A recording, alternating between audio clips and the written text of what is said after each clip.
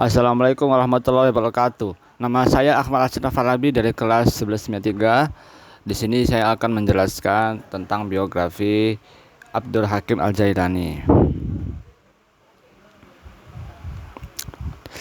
Nah, Abdul Qadir Al-Jailani adalah seorang ulama fikih yang sangat dihormati oleh Sunni dan dianggap wali dalam dunia tarekat dan sufisme. Ia adalah orang Kurdi atau orang Persia. Syekh Abdul Qadir dianggap wali dan diadakan di penghormatan besar oleh kaum muslim dari anak benua India. Dalam usianya yang ke-18 tahun, ia sudah meninggalkan Jilan menuju Baghdad pada tahun 1095 Masehi. Di Baghdad, dia belajar kepada beberapa orang ulama seperti Ibnu Aqil, Abul Khattab, Abul Husain Al-Farra, dan juga Abu Sa'ad Al-Muhallimissaim. Dia menimba ilmu pada ulama-ulama tersebut hingga mampu menguasai ilmu-ilmu usul dan juga perbedaan-perbedaan pendapat para ulama.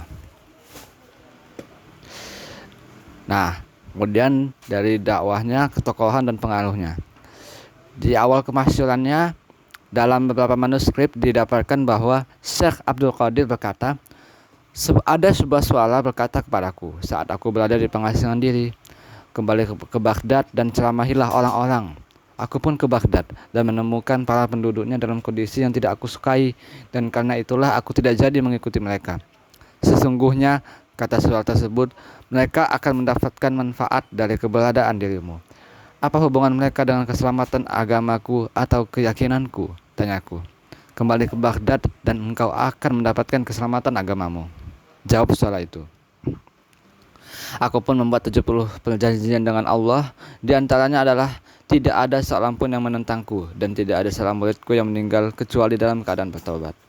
Setelah itu aku kembali ke Baghdad dan mulai berceramah. Nah, dia juga ada beberapa murid yang banyak menjadi ulama terkenal seperti Al-Hafiz Abdul Ghani yang menyusun kitab Umdatul Ahkam fi Kalami Khairil Anam. Ada Syekh Qudamah yang dia adalah seorang penyusun kitab fikih terkenal yang bernama Al-Mughni. Nah, dia mengajarkan ajaran tasawuf. Jadi tasawuf yang dikembangkan oleh Syekh Abdul Qadir termasuk tasawuf akhlaki, yaitu tasawuf yang berorientasi kepada perbaikan akhlak, mencari hakikat kebenaran, dan mewujudkan manusia yang dapat mencapai maqam ma'rifat kepada Allah. Nah, Syekh Abdul Qadir melihat ajaran Islam dari dua sisi, yaitu lahir dan batin. Lahir artinya aspek formal ajaran fikih, sementara yang dimaksud ajaran batin substansi adalah tasawuf. Beliau mengamalkan ajaran Islam dari dua aspek tersebut. Mengamalkan ajaran Islam agama tidak hanya dari sisi fisik saja, sebab fikih baru mengandung aspek pengamalan formal ajaran Islam yang seringkali tidak menyentuh atas dasar ajaran Islam yang sangat mendalam, sehingga dibutuhkan pengamalan agama secara mendalam atau substantif, yaitu dengan pengamalan tasawuf. Nah, terima kasih ya yang sudah menonton.